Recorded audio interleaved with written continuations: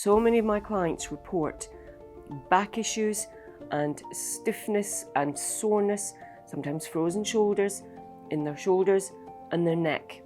And I think we don't really pay enough attention to this. Hello everybody, I'm Catriona Morten. I'm a sensory-motor psychotherapist. And today I'd like to talk to you about understanding the vagus nerve.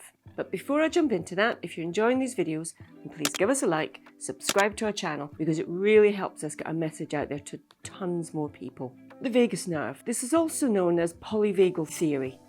And Stephen Porges has done a massive amount of work on this. And he's done so much to bring this into the awareness for therapeutic purposes and just a general understanding of this very important part of our nervous system. Now, the vagus nerve, it's the biggest nerve that runs through our body, and it's in two sections.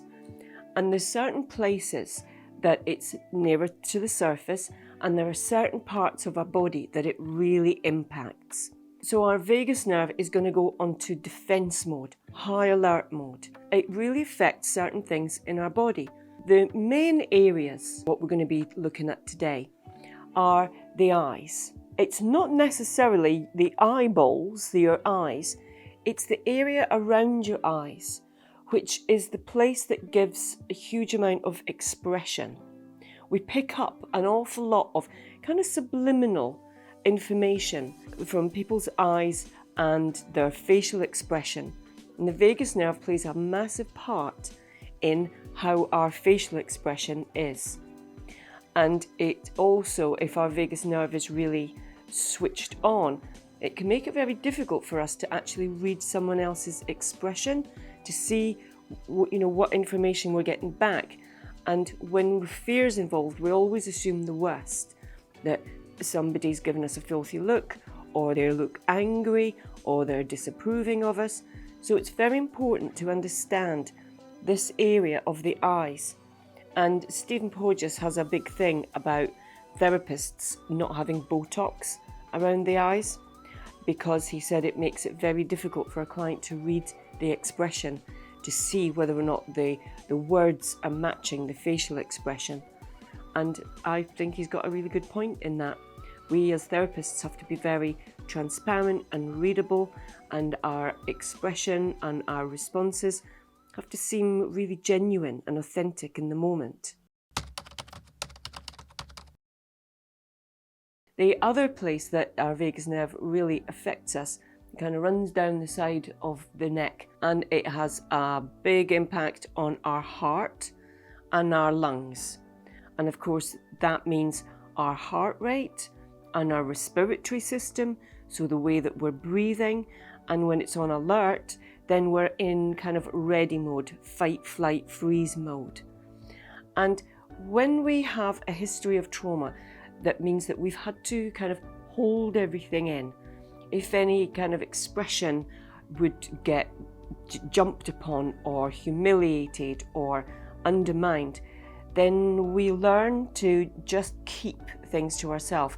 If it's been important to just kind of function and get on with things, then we're going to hold all these experiences in the body. And what I notice with people who have that, they just hold trauma in parts of their body.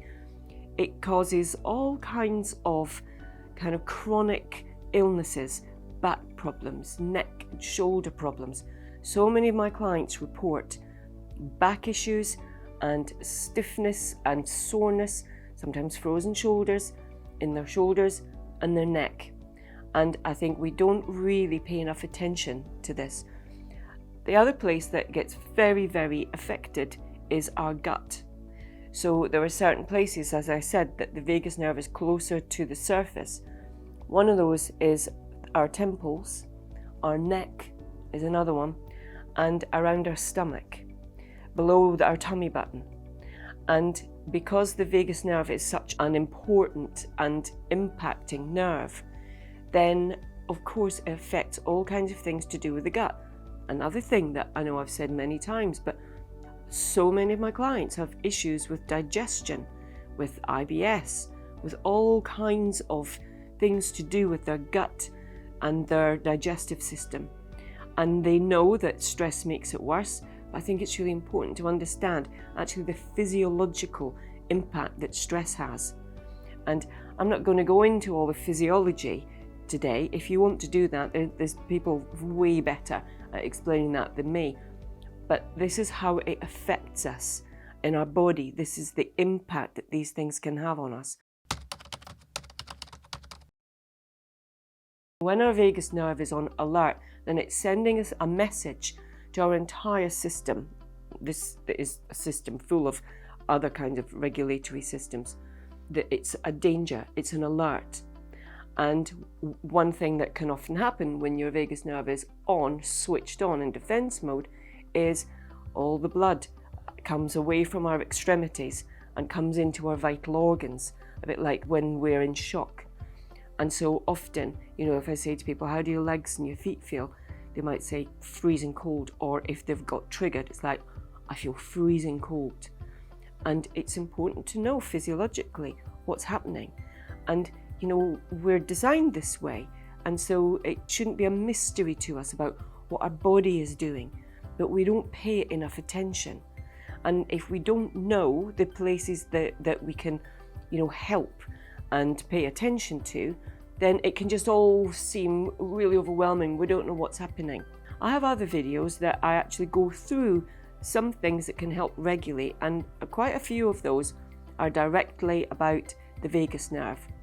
Now, I have some clients that don't like to kind of put a hand on their body at all. That's fine. If you can, find something. I know some clients use crystals, or I might recommend ping pong balls to people, something that you can use to massage the temples around your eyes, because if it's there, it's going to be really tight. Or sometimes just placing your hands there and just allowing the nerve and all the muscles there to relax. Sometimes when we massage things, it can actually be a little bit overstimulating and activating for those places. So I would always say, to err on the side of caution, just put your fingers on there or place something on that place. And because we know it affects our eyes, then we can use our eyeballs to actually stretch that nerve out a little bit, to give it a little bit of elasticity. And a very simple way of doing that is just taking I call it the eyeball stretch, taking your eyes as far over to that side as possible and holding it. It will be quite uncomfortable. Hold it for maybe 20 seconds, come back, and you'll feel yourself getting a bit like woo, a bit woozy. It's like, that's not a bad thing. And do the same thing on the other side. So these are things that we can do before we start looking at, what the triggers might be, and just some very practical things. Now, with the eyeball stretch, I always say build up to it.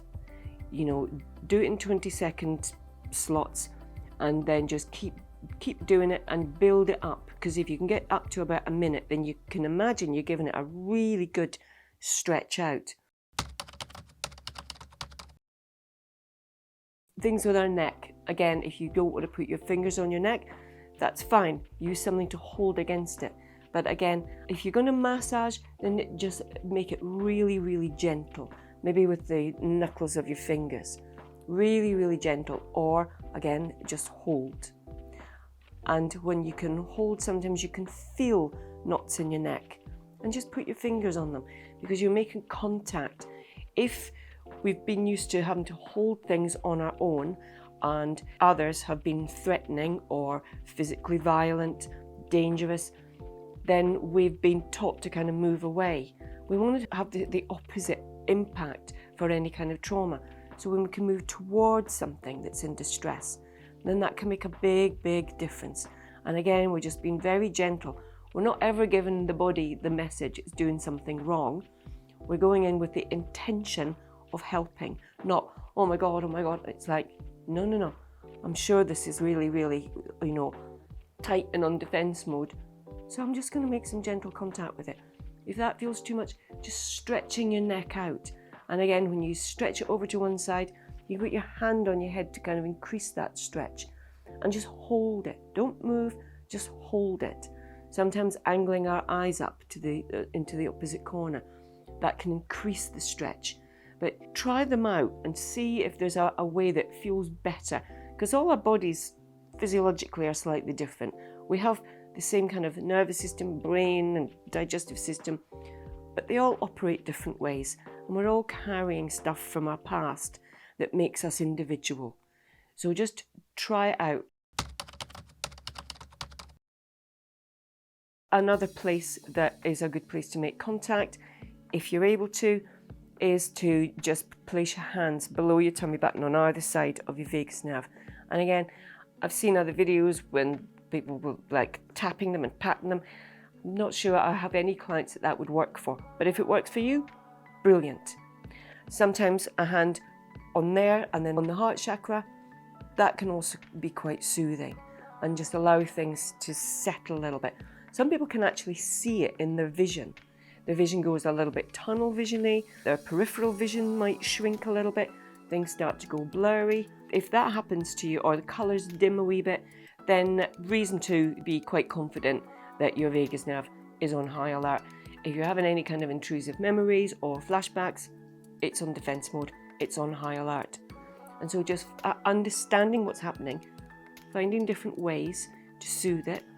And if you're with someone, sometimes because it really affects the neck and the shoulders and the top of the back, then just simply placing your hands on anywhere that you feel that's a little knot, or you can just sense the tension, and just holding them there, not massaging and pushing them out, leave that to the experts, but just by placing your hands on there, it can be incredibly powerful, and it can just allow the body to release. Sometimes if we're poking and prodding too much, the body can feel like it's under a little bit of assault. And if we're in high defense mode, I know I have some clients that they can go and have a massage sometimes, but if they're really triggered, their body just reacts and it goes very, very tense, and they can feel a lot of activation coming up.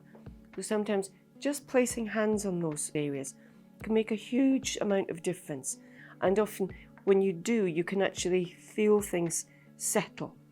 And whoever you're doing this with, they'll feel it too. Suddenly things just seem a bit calmer. They can think a bit straight. Their brain is coming a bit more online, and they're more conscious and aware of what they're doing. And this is a nerve that has a huge impact on us. As I say, especially if we have trauma, if we're carrying trauma, or we know that we've got a lot of very reactive attachment parts, wounded attachment parts, all of those things are held within the body. So that's just a bit of information and some practical things that you can do both for yourself and for others. So if you've enjoyed this video, give us a like, subscribe to the channel, and I'll look forward to seeing you again very soon. Bye bye.